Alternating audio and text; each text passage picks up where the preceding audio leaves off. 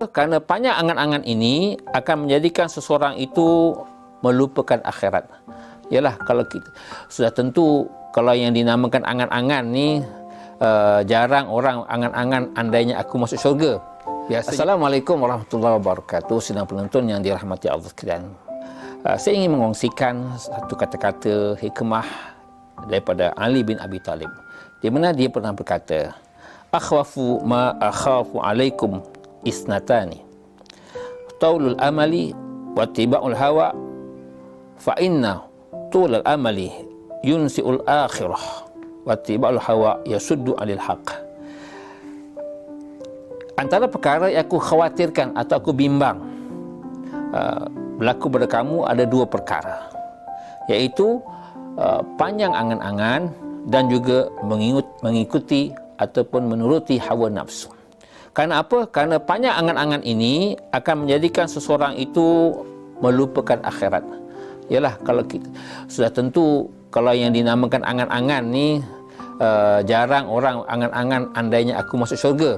Biasanya angan-angan ini adalah perkara-perkara yang bersifat duniawi, nak jadi kaya, nak jadi apa, macam-macam, nak jadi raja, nak jadi sultan dan sebagainya, yang menyebabkan kita hanya memikirkan apa yang kita nak capai sebagaimana yang kita angan-angankan, hingga akhirnya apa kata Sayyidina Ali, ialah banyak angan-angan ini akan menyebabkan kita terlupa akhirat, ya, terlupa tentang persiapan kita di hari akhirat. Yang lebih dahsyat lagi sebenarnya ialah bila angan-angan yang terlalu panjang menyebabkan seseorang itu akan mengenepikan hal-hal yang berkaitan dengan halal dan haram. Kerana antara maksud terlupa akhirat ini ialah dia tak kisah tentang apa yang akan dia dapat ketika mana berada di dunia akhirat. Maka dia mengenepikan perkara-perkara yang haram, dia langgar aja. Sebab apa? Sebab dia tak kisah dah. Yang penting dia dapat di atas dunia ini. Yang kedua juga, dia juga kadang-kadang terlupa untuk menyiapkan dirinya dengan bekalan akhirat. Wabtaghi fima ataqallah daral akhirah. Sedangkan ingatan Allah Subhanahu Wa Taala kepada kita ialah apa yang kita dapat atas dunia ini ialah kita perlu gunakan untuk kepentingan dunia akhirat. Ya, apa yang ada pada tangan kita, apa yang ada pada milik kita, seboleh-bolehnya fokus kita ialah untuk kepentingan akhirat. Bukanlah maksudnya untuk kepentingan akhirat itu dia tidak memberi manfaat kepada kehidupan kita atas dunia. So, tentu orang yang fikir akhirat ada rezeki yang banyak, dia akan tentu dia akan memberi nafkah kepada ahli keluarga dia. Dia lupa tentang tanggungjawab itu, sebab itu adalah tuntutan untuk akhirat, dan termasuk juga membantu orang lain dan sebagainya, ya.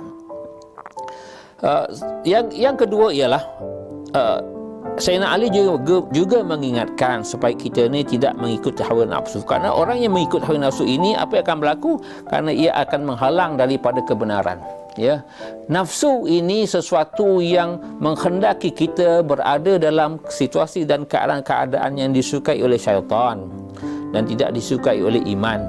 Maka kalau ia perkara-perkara yang disukai oleh syaitan, sudah tentu perkara-perkara yang menyalahi syariat, ya.